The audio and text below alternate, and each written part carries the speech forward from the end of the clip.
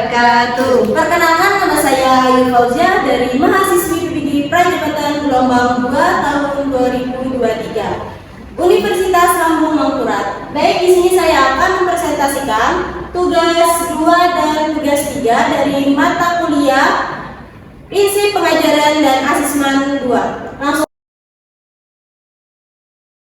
saja, di sini saya mengambil modul kelas 4 pada fase B. Capaian pembelajaran fase B. Pada akhir fase B, peserta didik mengharuskan keterampilan gerak fundamental dan memeragakan aplikasi konsep gerak di dalam berbagai situasi gerak. Mereka menerapkan strategi gerak sederhana untuk memecahkan masalah gerak dan meningkatkan capaian gerak. Peserta didik menyusun bersama dan menerapkan fair play melalui berbagai peran di dalam konteks gerak. Mereka juga mengidentifikasi hal-hal yang menyebabkan aktivitas jasmani menyenangkan. Tujuan pembelajaran, peserta didik dapat mampu mempraktikkan aktivitas pembelajaran variasi kombinasi gerak dasar lokomotor, jalan, lari, melompat, dan meloncat dalam berbagai situasi gerak, serta mengembangkan nilai-nilai profil Pancasila dengan menanamkan nilai-nilai sikap seperti mandiri dan gotong royong, serta dapat menerapkan pola perilaku hidup sehat dalam kehidupan sehari-hari. Baik, selanjutnya kita masuk ke dalam asesmen. Di sini saya menggunakan 3 asesmen. Yang pertama yaitu asesmen sikap.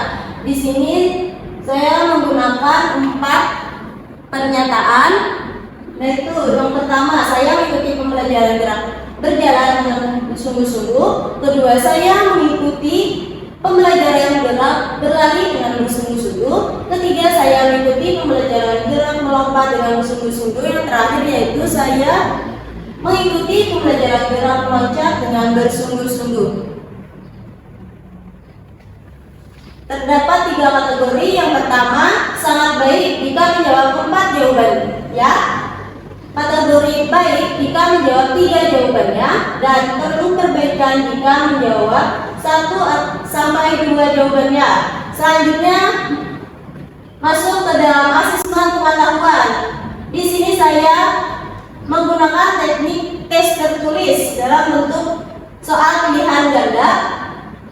Ada 5 soal pilihan ganda. Cara perhitungannya yaitu perolehan dibagi skor maksimum dikali 100. Baik, selanjutnya asesmen keterampilan. Petunjuk penilaiannya memberikan angka pada kolom yang sudah disediakan. Setiap peserta didik menunjukkan atau menampilkan gerakan yang diharapkan. Contoh lembar penilaiannya. Di sini ada 3 aktivitas. Yang pertama yaitu yang dinilai aktivitas 1 adalah jalan cepat, aktivitas 2 berlari, aktivitas 3 melompat dan meloncat. Pedoman penskoran. Yang pertama, aktivitas 1 berjalan cepat. Skor 4 jika peserta didik dapat berjalan cepat dengan postur tubuh yang baik, punggung tegak, kepala menghadap ke depan, tangan diayunkan, dan langkah kaki cepat. Skor 3 jika peserta didik dapat berjalan cepat, postur tubuh yang baik namun sesekali terlihat membungkuk, tangan sambil diayun dan langkah kaki. Skor 2 jika peserta didik dapat berjalan cepat dengan postur tubuh yang baik namun sesekali terlihat sedikit membungkuk dan tangan tidak diayunkan ke depan, langkah kaki cepat. Skor 1 jika peserta didik berjalan dengan postur tubuh yang kurang baik dan tangan tidak diayunkan ke depan dan langkah kaki tidak cepat. Untuk aktivitas 2 yaitu berlari. Skor 4 jika peserta didik menunjukkan kemampuan luar biasa dalam berlari zigzag dengan teknik yang baik, gerakan berliung lintang dan berubah arah dengan lancar tanpa kehilangan kecepatan atau keseimbangan yang signifikan. Peserta didik dapat menyelesaikan rute zigzag dengan waktu yang sangat baik dan dengan kontrol yang sangat baik atas gerak tubuh.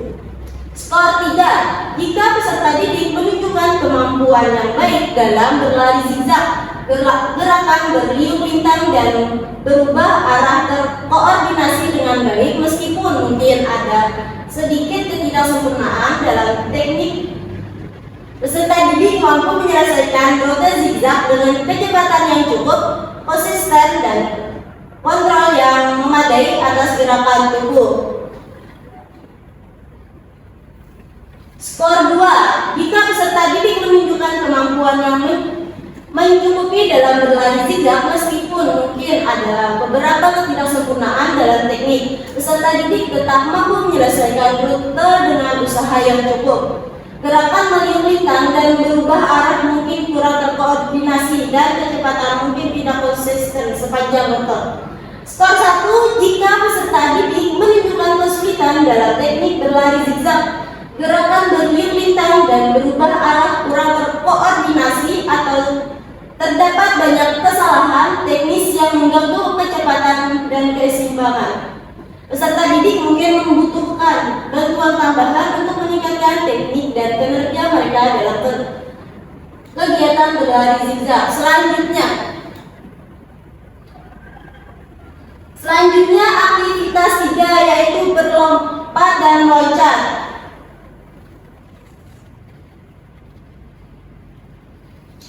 Skor 4. Jika peserta didik menunjukkan kemampuan luar biasa dalam melompat, meloncat zigzag dan melompati melewati pun dengan teknik yang baik. Gerakan melompat tinggi, panjang dan terkoordinasi dengan baik dalam melewati rintangan.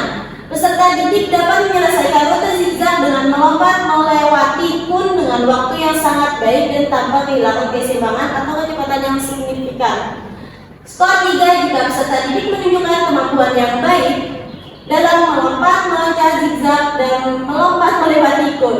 Gerakan melompat terkoordinasi dengan baik meskipun mungkin ada sedikit ketidaksempurnaan dalam teknik. Peserta didik mampu menyelesaikan rute zigzag dengan melompat melewati kun dengan kecepatan yang cukup, konsisten dan kontrol yang memadai atas gerakan tubuh. Skor 2.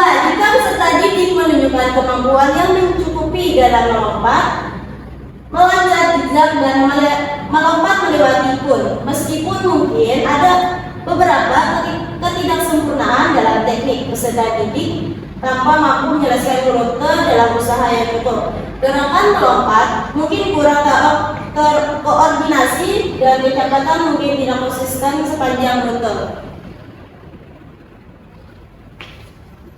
Terakhir, skor 1. Jika peserta didik menunjukkan kesulitan dalam teknik berlompat, meloncat zigzag dan melompat melewati kun, gerakan melompat kurang terkoordinasi atau terdapat banyak kesalahan teknis yang mengganggu kecepatan, keseimbangan atau kemampuan untuk melewati kun dengan tepat, peserta didik mungkin membutuhkan bantuan tambahan untuk meningkatkan teknik dan kinerja mereka dalam kegiatan ini. Baik, selanjutnya kita masuk ke langkah-langkah pembelajaran. Yang pertama, pendahuluan. Alokasi waktunya 15 menit. Pertama, peserta didik diminta untuk berbaris di lapangan sekolah serta berdoa sesuai dengan agama masing-masing. Apabila memungkinkan, guru dapat memberikan kesempatan kepada salah seorang peserta didik untuk menyiapkan barisan, mengucapkan salam dan berdoa. Guru melakukan presensi kehadiran peserta didik. Selanjutnya, peserta didik dipastikan dalam keadaan sehat. Bila ada yang kurang sehat atau sakit, maka guru meminta peserta didik tersebut untuk beristirahat. Peserta didik dikondisikan dalam suasana belajar yang menyenangkan dengan mengajukan pertanyaan tentang manfaat olahraga. Selanjutnya, guru menjelaskan kompetensi yang harus dikuasai peserta didik setelah proses pembelajaran, aktivitas pembelajaran, variasi dan kombinasi gerak dasar lokomotor, jalan, lari, melompat, dan meloncat. Guru menyampaikan cakupan materi yang akan dipelajari, yaitu aktivitas pembelajaran, variasi dan kombinasi gerak dasar lokomotor, jalan, lari, melompat, dan meloncat. Selanjutnya, guru menampilkan video pembelajaran tentang variasi dan kombinasi gerak dasar lokomotor. Peserta didik mengamati video dengan penuh perhatian. Selanjutnya, guru menugaskan teknik asesmen untuk kompetensi aktivitas pembelajaran variasi dan kombinasi gerak dasar lokomotor, baik kompetensi sikap profil pelajar Pancasila dengan observasi dalam bentuk jurnal, yaitu pengembangan nilai-nilai karakter gotong royong dan mandiri. Kompetensi pengetahuan, memahami aktivitas pembelajaran gerak dasar, jalan, lari, lompat, dan meloncat menggunakan teks tertulis, dan kompetensi terkait keterampilan yaitu mempraktekkan aktivitas pembelajaran variasi dan kombinasi gerak dasar lokomotor serta bermain permainan sederhana. Selanjutnya dilanjutkan dengan pemanasan agar peserta didik terkondisikan dalam materi yang akan diajarkan dengan perasaan yang menyenangkan. Pemanasan dilakukan dengan bentuk pemanasan sambil menyanyikan lagu daerah Ampar-Ampar Pisang. Selanjutnya kegiatan inti alokasi waktunya 75 menit. Setelah melakukan pemanasan, peserta didik dilanjutkan dengan mempelajari aktivitas pembelajaran gerak variasi dan kombinasi gerak dasar lokomotor. Selanjutnya guru mendemonstrasikan jalan, lari, melompat, dan meloncat. Selanjutnya peserta didik diminta untuk mempraktekkan aktivitas pembelajaran variasi dan kombinasi gerak dasar lokomotor. Selanjutnya guru membagi peserta didik menjadi beberapa kelompok kecil dan menjawab pertanyaan, apa perbedaan antara berlari dan berjalan? Atau bagaimana cara melakukan lompatan yang benar? Selanjutnya peserta didik menjawab pertanyaan dari guru. Guru memberikan materi pembelajaran berdasarkan aktivitas. Kemudian peserta didik melakukan variasi dan kombinasi gerak dasar lokomotor.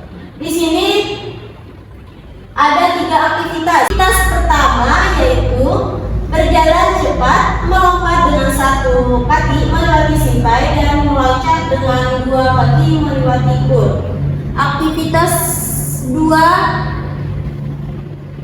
aktivitas pembelajaran berlari zigzag, melompat dengan 2 kaki melewati kun yang menjadi rintangan. Terakhir yaitu aktivitas 3, di mana aktivitas 3 ini yaitu aktivitas pembelajaran berlari zigzag, meloncat dengan 2 kaki dalam simpai, dan melompat melewati kun yang menjadi rintangan. Selanjutnya, peserta didik secara berkelompok mempraktikkan aktivitas pembelajaran variasi dan kombinasi gerak dasar lokomotor, jalan, lari, melompat, dan melompat. Selanjutnya, guru melakukan asesmen formatif dengan menilai proses 3 aktivitas tersebut.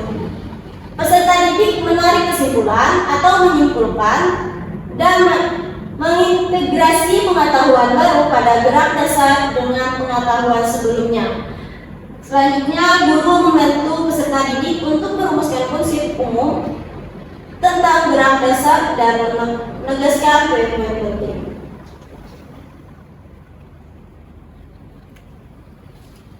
Sekarang masuk pada kegiatan penutup. Alokasi waktunya 15 menit. Salah seorang peserta didik di bawah bimbingan guru melakukan gerakan pendinginan. Guru menanyakan apa manfaat dari pendinginan tersebut. Selanjutnya, guru dan peserta didik melakukan refleksi apa yang telah dicapai dan belum dicapai sesuai dengan tujuan yang ditetapkan secara umum, dan kesalahan-kesalahan yang sering timbul saat melakukan aktivitas pembelajaran. Selanjutnya, guru menginformasikan kepada peserta didik kelompok dan peserta didik yang paling baik melanjutkannya selama aktivitas pembelajaran variasi kombinasi gerak dasar lokomotor. Selanjutnya, guru menugaskan peserta didik untuk menjawab soal untuk pengambilan nilai pengetahuan atau kognitif. Selanjutnya, peserta didik menjawab soal dalam bentuk pilihan ganda. Guru mengajak peserta didik untuk berdoa sesuai dengan agamanya masing-masing. Apabila memungkinkan, guru dapat memberi kesempatan kepada salah seorang peserta didik untuk memimpin doa. Yang terakhir yaitu peserta didik kembali ke kelas dengan tertib, dan beberapa peserta didik ditugaskan untuk memberikan peralatan ke tempat semula.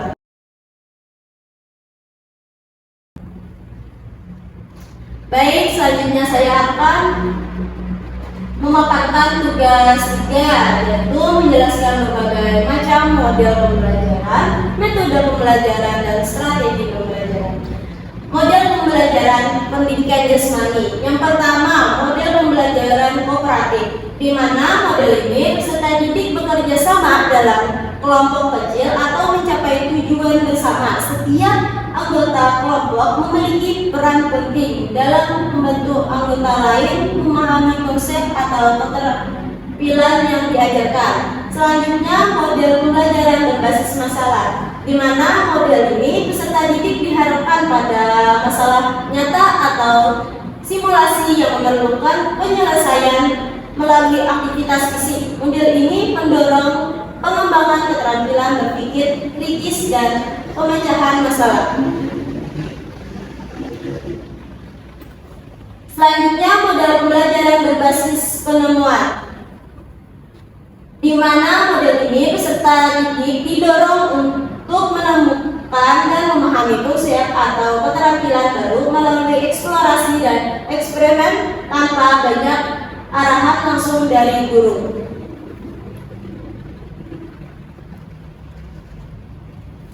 Selanjutnya masuk ke metode pembelajaran pendidikan jasmani. Yang pertama yaitu metode demonstrasi. Metode ini guru memperagakan keterampilan atau aktivitas fisik secara langsung kepada peserta didik yang kemudian diikuti oleh peserta didik. Selanjutnya, metode latihan. Metode ini berfokus pada pengulangan gerakan atau keterampilan tertentu untuk mencapai penguasaan dan otomatisasi gerakan tersebut.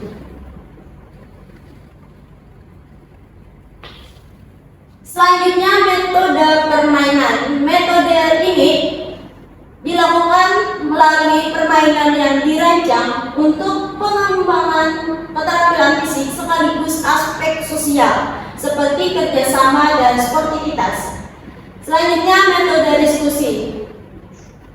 Metode ini guru dan peserta didik berdiskusi mengenai konsep, strategi, atau aturan dalam pendidikan jasmani. Diskusi ini membantu memperdalam pemahaman teori dan aplikasi dalam praktek. Selanjutnya, metode tugas terstruktur. Metode ini peserta didik diberi tugas yang jelas dan spesifik dengan tujuan untuk menguasai keterampilan atau konsep tertentu dalam pendidikan jasmani.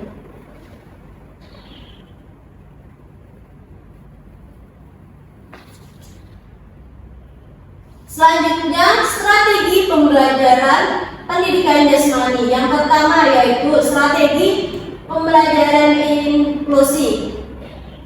Strategi ini bertujuan untuk mengakomodasi peserta didik dengan berbagai tingkat kemampuan fisik, memastikan semua peserta didik dapat berpartisipasi dalam aktivitas fisik dengan penyesuaian yang tepat. Selanjutnya, strategi pembelajaran diferensiasi. Pendekatan ini menyesuaikan pembelajaran berdasarkan kebutuhan, minat, dan kemampuan peserta didik sehingga setiap individu mendapatkan tantangan yang sesuai. Selanjutnya, strategi pembelajaran berbasis tugas. Strategi ini menekankan pemberian tugas atau tantangan spesifik kepada peserta didik untuk mencapai tujuan-tujuan pembelajaran tertentu dalam pendidikan jasmani. Dan strategi pembelajaran bermain peran. Dalam strategi ini, peserta didik melakukan simulasi atau memainkan peran tertentu dalam situasi nyata, seperti menjadi pelatih wasit atau pemain dalam skenario permainan. Dan yang terakhir yaitu strategi pembelajaran multisensori. Strategi ini melibatkan penggunaan berbagai indera dalam proses pembelajaran untuk meningkatkan pemahaman dan retensi informasi oleh peserta didik. Sekian presentasi saya.